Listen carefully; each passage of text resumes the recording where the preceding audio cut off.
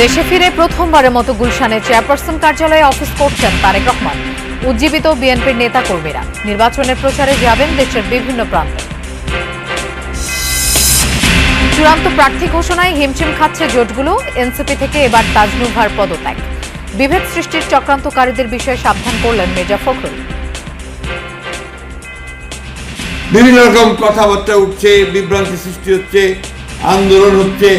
আপনার কেন জানি না মনে হয় যে দেশকে অস্থির করে তোলার জন্য আবার মানে কিছু সংখ্যক লোক পেছন থেকে কাজ করছে।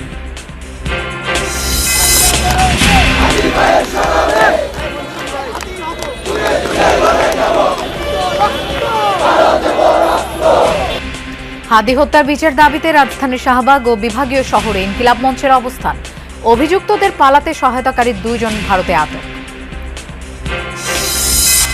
নতুন বছরের প্রথম দিনেই পাঠ্য বই হাতে পাবে শিক্ষার্থীরা। জানুয়ারিতেই শতভাগ পাঠ্য বই পৌঁছে দেওয়ার আশ্বাস শিক্ষা উপদেষ্টার। আজ থেকে ওয়েবসাইটে মিলবে সফট কপি।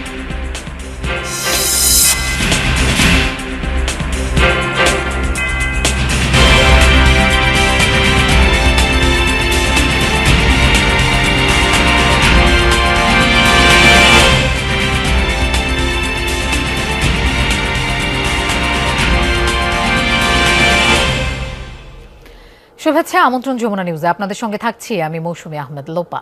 এতক্ষণ শিরোনাম দেখছিলেন।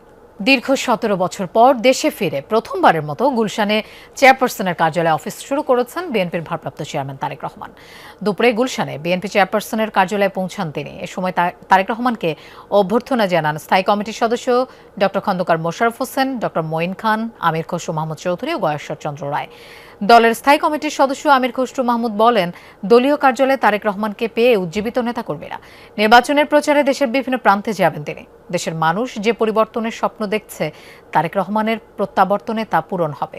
এ সময় আরেক স্থায়ী কমিটির সদস্য ডক্টর খন্দকার মোশাররফ হোসেন বলেন, নির্বাচন কমিশনকে সহযোগিতার সিদ্ধান্ত নিয়েছে বিএনপি। ওনার যে চিন্তা সেটাও বলছেন, এবং আমার মনে হয় জনগণ ওনার যে প্ল্যান, ওনার যে পরিকল্পনা তার অপেক্ষায় আছেন, এবং বাংলাদেশে যে পরিবর্তনের প্রত্যাশা জনগণ করছেন, সেই পরিবর্তন ইনশাআল্লাহ জনাব তারেক রহমান সাহেবের নেতৃত্বে আমরা দেখতে পাবো। আজকে প্রথম দিন উনি চেয়ারপারসনের কার্যালয়ে তিনি এসেছেন এবং উপস্থিত নেতৃবৃন্দ যারা ছিলেন তাদের সাথে কুশল বিনিময় এবং শুভেচ্ছা বিনিময় করেছেন। দর্শক, আপনাদের বলছিলাম বিএনপির ভারপ্রাপ্ত চেয়ারম্যান তারেক রহমান আজ প্রথমবারের মতো গুলশানে বিএনপি চেয়ারপারসনের কার্যালয়ে অফিস করছেন। সেখানে আছেন আমাদের সহকর্মী আরিফিন শাকিল। আমরা তার কাছে যাচ্ছি। আরিফিন, বিএনপির ভারপ্রাপ্ত চেয়ারম্যান কি এখনো কার্যালয়ে আছেন কিনা, আর দিনের কর্মসূচি সম্পর্কে আর কোনো তথ্য আছে কিনা আপনার কাছে, সেটা জানতে চাই। লোপা, এখনও তিনি কার্যালয়ে রয়েছেন এবং কার্যালয় দলের বিভিন্ন স্তরের নেতাকর্মীদের সঙ্গে, বিশেষ করে নির্বাচনে যারা গুরুত্বপূর্ণ ভূমিকা পালন করে, বিশেষ করে যুবদল, স্বেচ্ছাসেবক দল, ছাত্র দলের তারা শীর্ষ যারা নেতৃবৃন্দ রয়েছেন তাদের সঙ্গে তিনি ধারাবাহিকভাবে বৈঠক করছেন। যদিও বিএনপির পক্ষ থেকে বৈঠক বলা হচ্ছে শুভেচ্ছা বিনিময়। এবং আপনাকে যদি ছবিতে দেখাতে চাই, এখনও যুবদলের ঢাকা মহানগর যারা নেতারা রয়েছেন তারা অবস্থান করছেন এবং তারা খানিক বাদে তারা প্রবেশ করবেন। এবং যেটা আমাদের অন্যান্য স্থায়ী কমিটির সদস্যরা যেটা জানাচ্ছিলেন, মূলত বিএনপির ভারপ্রাপ্ত চেয়ারম্যান তারেক রহমান তিনি বিভাগীয় যেই সমাবেশ করবেন সেই সমাবেশের রোডম্যাপ যেমন করা হচ্ছে। আপনি জানেন যে ঢাকা 17 থেকে তিনি নির্বাচন করবেন, সেই নির্বাচনের সার্বিক যে প্রস্তুতি, সেই প্রস্তুতির কাজও কিন্তু তারা শুরু করেছেন।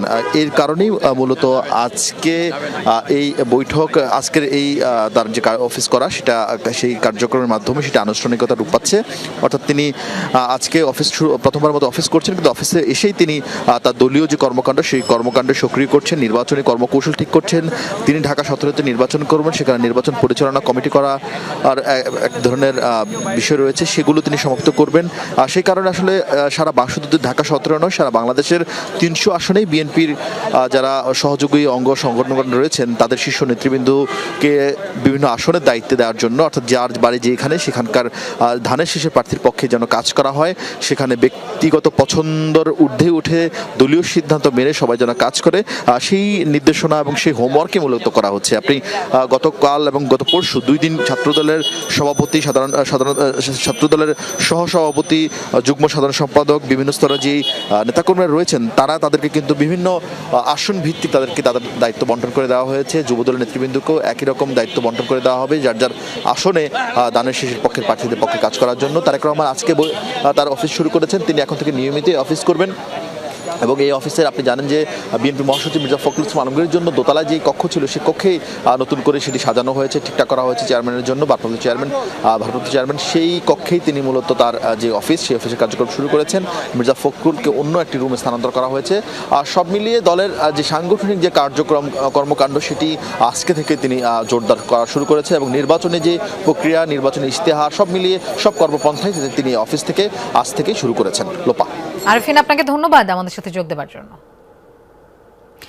বগুড়ার পর এবার ঢাকা 17 আসনের জন্য মনোনয়নপত্র নিলেন বিএনপির ভারপ্রাপ্ত চেয়ারম্যান তারেক রহমান। তার পক্ষে ফর্ম সংগ্রহ করেন চেয়ারপারসনের একান্ত সচিব ABM আব্দুস সাত্তার।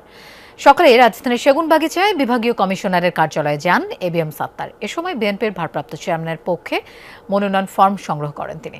এদিকে প্রস্তুত তারেক রহমান এবং তার মেয়ে ব্যারিস্টার জয়মা রহমানের পরিচয়পত্র। শনিবার রাতে এই তথ্য নিশ্চিত করেছে ইসির NID উইং।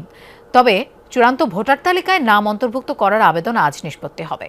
এরপর মনোনয়নপত্র তোলা এবং দাখিলের জন্য একদিন সময় পাবেন। ঢাকা 17 আসনের গুলশান এলাকার 19 নম্বর ওয়ার্ডে ভোটার হতে আবেদন করেছেন তারেক রহমান ও জয়মা রহমান।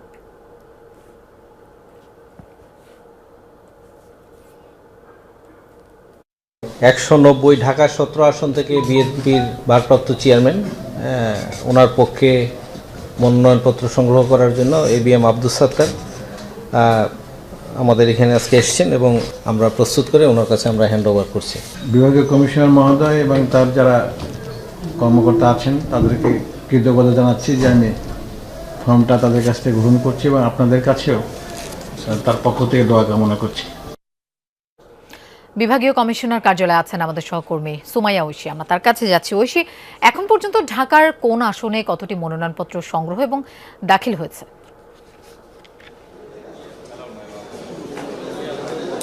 লোপা, এখন পর্যন্ত জানা মতে গতকাল পর্যন্ত 234 জন প্রার্থীর হিসেব আমরা পেয়েছি যারা মনোনয়ন তুলেছেন গতকাল পর্যন্ত। তবে জমা দেয়া এবং আজকের দিনের হিসাবটি আসলে বিকেল 5টার পর জানা যাবে, কারণ বিকেল 5টা হচ্ছে ডেডলাইন আজকের জন্য। এই 5টার মধ্যে যারা মনোনয়নপত্র জমা দেবেন কিংবা মনোনয়ন নেবেন তাদের 5টার মধ্যেই সংশ্লিষ্ট স্থানে গিয়ে যোগাযোগ করতে হবে। ঢাকার যে 20টি আসন, সেই 20টি আসন মূলত 3টি ভাগে আসলে ভাগ করা হয়েছে। এর মধ্যে এই যে ঢাকা বিভাগীয় কমিশনারের কার্যালয়ে আছে 13টি আসন, এছাড়া নির্বাচন কমিশনে আছে 2টি আসন, ডিসি কার্যালয়ের অধীনে আছে 5টি আসন, এইভাবে আসলে ভাগ করা হয়েছে। এবং আজকের যেই এখন পর্যন্ত যে তথ্যটি আমি আপনাকে দিতে পারি সেটি হচ্ছে বেশ কয়েকজন প্রার্থীকে আমরা সকাল থেকে মনোনয়নপত্র জমা দিতে দেখেছি। তবে তারেক রহমানের হয়ে সকালবেলা ঢাকা 17 আসন থেকে মনোনয়নপত্র তুলেছেন বিএনপি চেয়ারপারসন খালেদা জিয়ার একান্ত সচিব SM আব্দুস সাত্তার। এবং এরপর কিন্তু মনোনয়নপত্র জমা দিয়েছেন কিছুক্ষণ আগেই জামাতের প্রার্থী ডাক্তার খালিদুজ্জামান। তিনি কিন্তু ঢাকা 17 আসনে মূলত তারেক রহমানের প্রতিদ্বন্দ্বী এবং এটি নিয়ে তাকে প্রশ্ন করা হলে তিনি কিন্তু আমাদেরকে জানিয়েছেন যে আসলে এবারে নির্বাচন বেশ প্রতিদ্বন্দ্বিতামূলক হবে এবং প্রার্থীরা।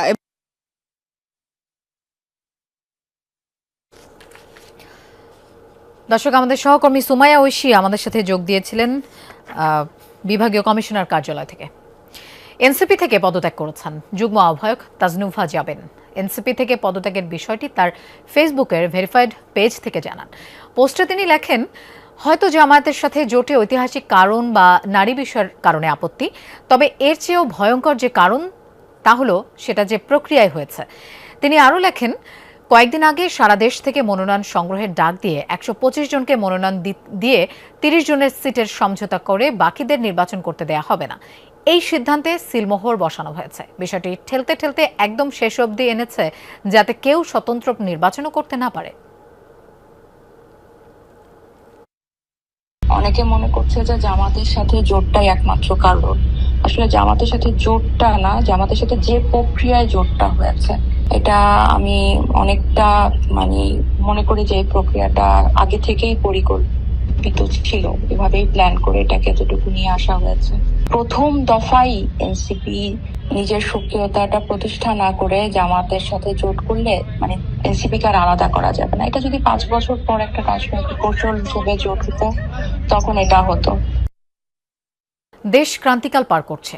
আন্দোলন ও অন্যান্য কাজের মাধ্যমে দেশকে অস্থির করে তোলার চেষ্টা করা হচ্ছে। এ সময় সকলকে সাবধান থাকার আহ্বান জানান বিএনপি মহাসচিব মির্জা ফখরুল ইসলাম আলমগীর। সকালে ঠাকুরগাঁও সদর উপজেলায় মানব কল্যাণ পরিষদ চত্বরে আলেম ওলামাদের সাথে এক মত বিনিময় সভায় এসব কথা বলেন তিনি। দেশ যেন আবারও কোনো অন্ধকারের দিকে চলে না যায় সেজন্য সবাইকে ঐক্যবদ্ধ হয়ে কাজ করার আহ্বানও জানান মহাসচিব। এছাড়া নিজেদের মধ্যে বিভেদ অনৈক্য তৈরি করলে চক্রান্তকারীরা তাদের উদ্দেশ্য বাস্তবায়ন করতে পারবে। এতে দেশ ও জাতি সকলেই ক্ষতিগ্রস্ত হবে। পাশাপাশি কুরআন সুন্নাহ ভিত্তিক আইন বাস্তবায়নে বিএনপি অঙ্গীকারবদ্ধ বলেও জানান বিএনপি মহাসচিব। বিভিন্ন রকম কথাবার্তা উঠছে, বিভ্রান্তি সৃষ্টি হচ্ছে, আন্দোলন হচ্ছে। আপনার কেন জানি না মনে হয় যে দেশকে অস্থির করে তোলার জন্য আবার কিছু সংখ্যক লোক পেছন থেকে কাজ করছে। আমাদের এই সময় খুব সাবধান থাকতে হবে যে আমরা যেন আবার কোনো অন্ধকারের দিকে চলে না যাই।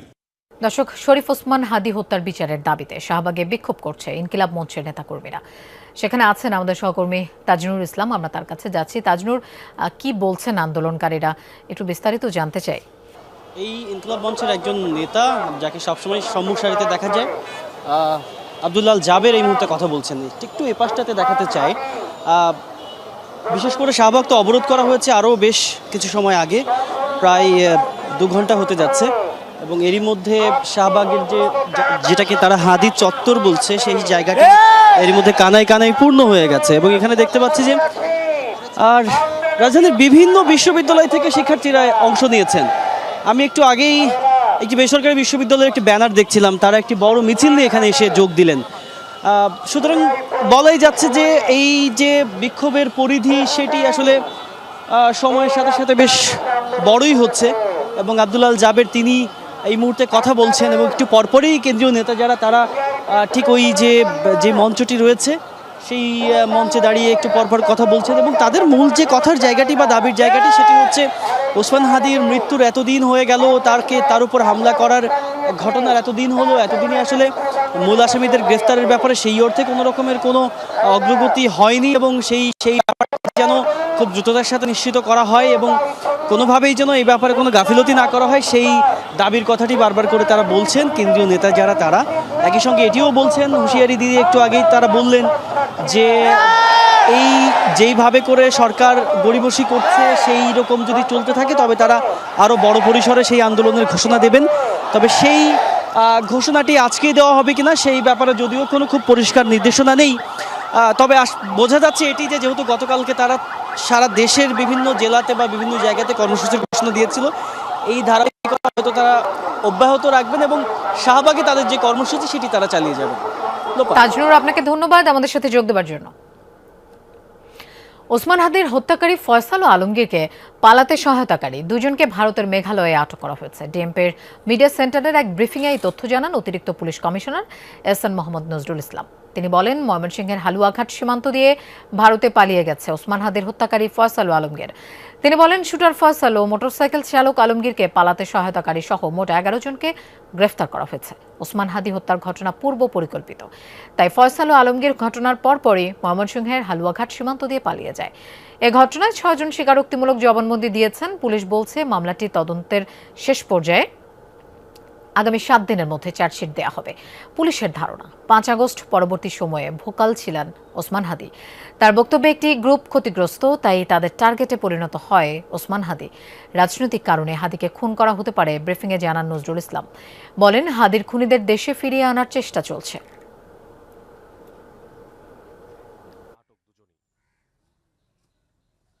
আসামিদেরকে চিহ্নিত করার পূর্বেই তারা সীমান্ত পাড়ি দিতে সক্ষম হয়।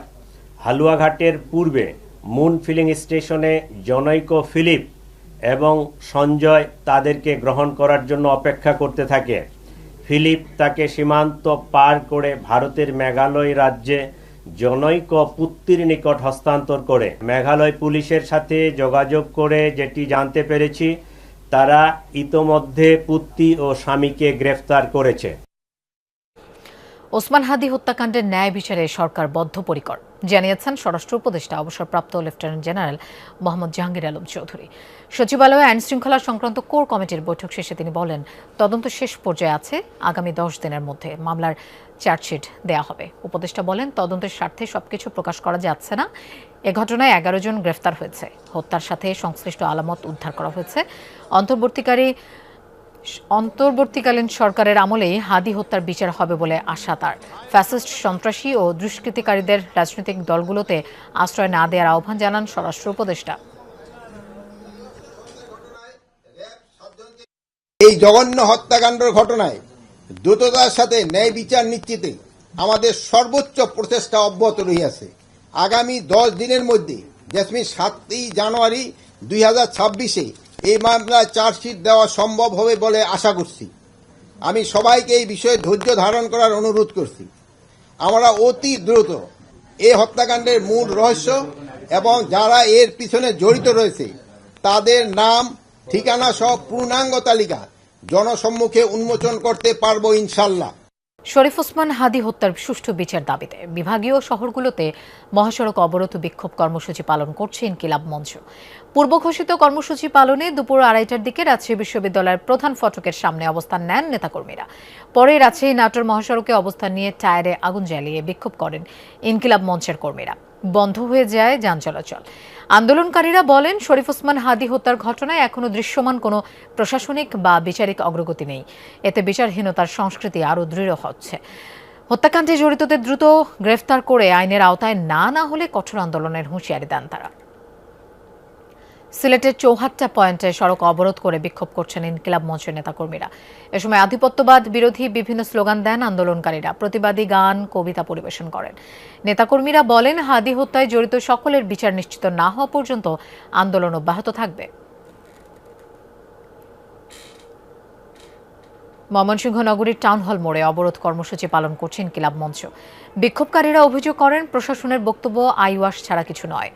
তারা সময়ক্ষেপণের চেষ্টা করছে। গুলির ঘটনার দিনই অপরাধীদের ধরা যেত বলে জানান তারা। এ সময় স্বরাষ্ট্র উপদেষ্টা ও আইন উপদেষ্টার পদত্যাগের দাবি জানান ইনকিলাব মঞ্চের সদস্যরা।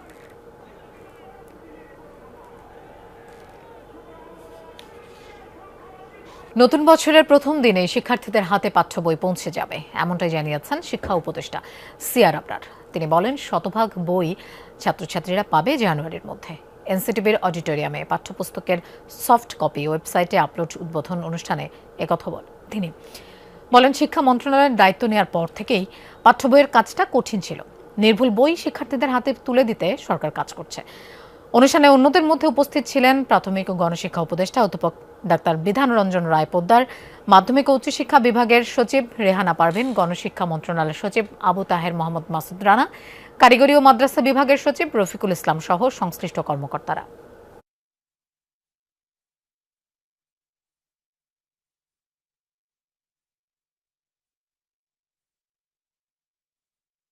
হাঁস চুরির ঘটনায় সালিশ বৈঠককে কেন্দ্র করে হবিগঞ্জে দুই পক্ষের সংঘর্ষ হয়েছে। আহত অন্তত 20 জন। সকালে লাখাই উপজেলার মোড়াকড়ি পূর্বগ্রামে এই সংঘর্ষ হয়, পুলিশ ও স্থানীয়রা জানায়। কয়েকদিন আগে ওই গ্রামের আলকাস মিয়ার 10 থেকে 12টি হাঁস চুরি হয়। চুরির ঘটনায় জড়িত সন্দেহে একই গ্রামের আফজাল মিয়ার সাথে তার বাগবিতণ্ডা হয়। এ নিয়ে দুপক্ষের কথা কাটাকাটি ও উত্তেজনা তৈরি হলে বিষয়টি মীমাংসার জন্য গতকাল স্থানীয়ভাবে সালিশ বৈঠক বসে। সালিশ চলাকালে দুপক্ষের ধাওয়া পাল্টা ধাওয়ার ঘটনা ঘটে। এরপর আজ সকালে পুনরায় সালিশ বসলে আবারও সংঘর্ষে জড়িয়ে পড়ে দুপক্ষের লোকজন। পরে পুলিশ গিয়ে পরিস্থিতি নিয়ন্ত্রণে আনে। আহত অন্তত 20 জনকে উদ্ধার করে হাসপাতালে নেওয়া হয়। এ ঘটনায় এখন পর্যন্ত কাউকে গ্রেফতার করা হয়নি বলে জানিয়েছে পুলিশ।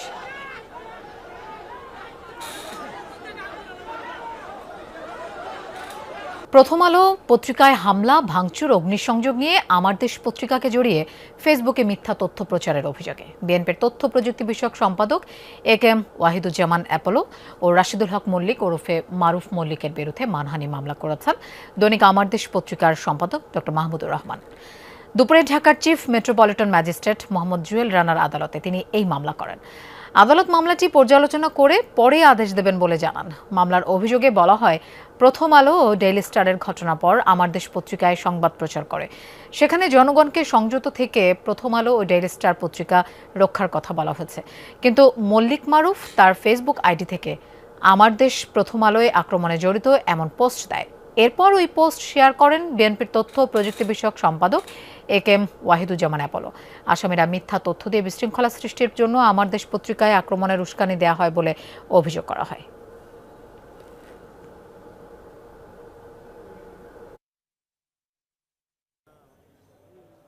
এই দুইজন ব্যক্তির বিরুদ্ধে আমি মাননীয় আদালতে আজকে 500 ধারা এবং 505 ধারা এবং 109 ধারা এই 3 ধারায় আমি মামলা করেছি এবং 3 ধারার মধ্যে 500 এবং 109 ধারা মাননীয় আদালত নীতিগতভাবে গ্রহণ করেছেন। সম্ভবত 505 ধারার যে সরকারের যে অনুমতি লাগে সেই অনুমতির জন্য অপেক্ষা করবেন এবং আমি এখন সরকারের কাছে 505 ধারায় অনুমতি দেওয়ার জন্য আমি আবেদন জানাবো।